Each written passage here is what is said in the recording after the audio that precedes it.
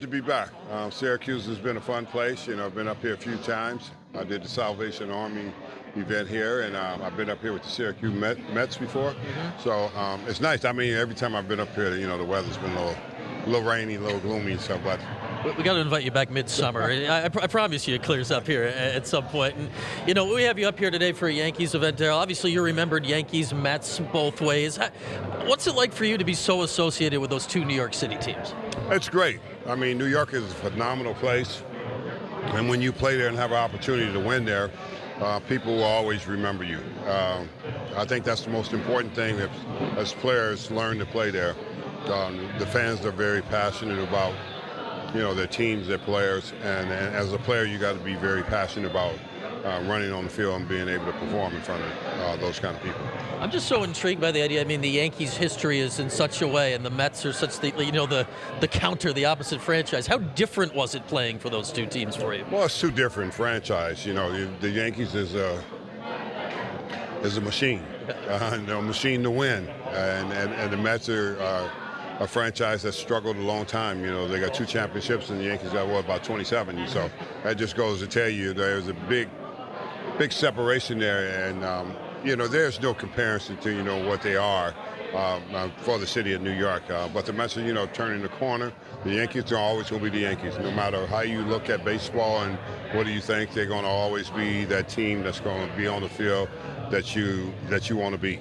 What's it like you were there obviously when it was cooking, right? Like to have those expectations every year and to meet them basically every year. What was that like to go into those seasons knowing that there was one goal, and if you didn't do it, it was a disappointment? Well, it was pretty easy for us because we became good at what we were doing, and you had a good group of guys that really took pride in what they were doing and having fun. Yeah. I think the most important thing a lot of times with players, they don't have fun. They put pressure on themselves, and we did in those years. We expected ourselves to be good every season, and when we fell short, well, we didn't feel good about ourselves, and that was a good thing about being over there playing with the Yankees. Guys took pride in wearing the pinstripes, took pride in being successful. George was the owner, and he was alive and well, and he was cooking at the time, and he was all about winning. It's a different time now. They're not like the father was. He was determined to put a team on the field that was going to be successful. Do they want to be successful? Yes, of course they do.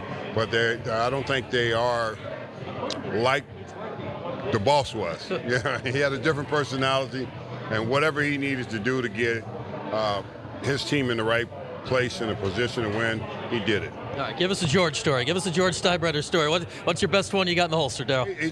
He's a great guy. He loved his players.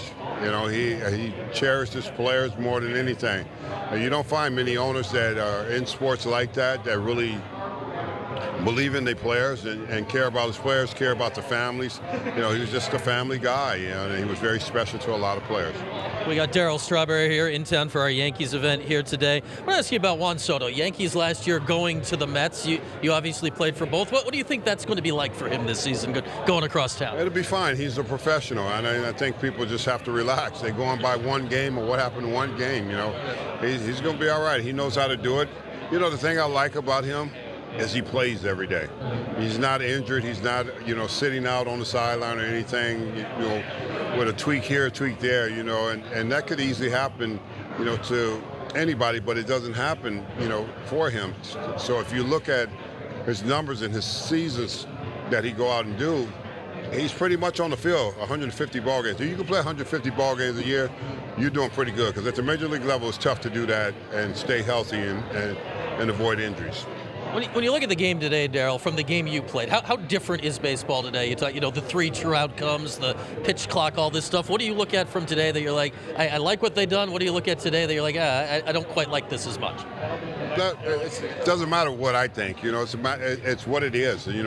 Things have changed. Of course, the pitch clock is different. Of course, you can't break up a double play. You can't run over the catcher. Back in our days, you can do all that. That's the toughness of the game. So I think the reality of who they are today, they are who they are, and we must respect that. As a former player, I respect, what the players' game is all about and what they have to go through and the analytics and all the different things that they use for baseball. that's theirs. You know, we didn't have that when I played, so it's just different. All right, before I let you go, I got to ask you this. What are you asked about more, 86 series or the Simpsons episode? Definitely the Simpsons episode. So many people love it. You know, they remind me everywhere I go about the Simpsons episode. So. Did you have any idea that was going to happen when you did that? I mean, that's more than 30 years ago. You must get that every day. I had no idea that would be more popular than, you know, me being a baseball player. Go figure. You play 17 years, and it's the cartoon that they remember. I know, right? All right, Dale, really appreciate the time today. All right, guys. Thanks a lot.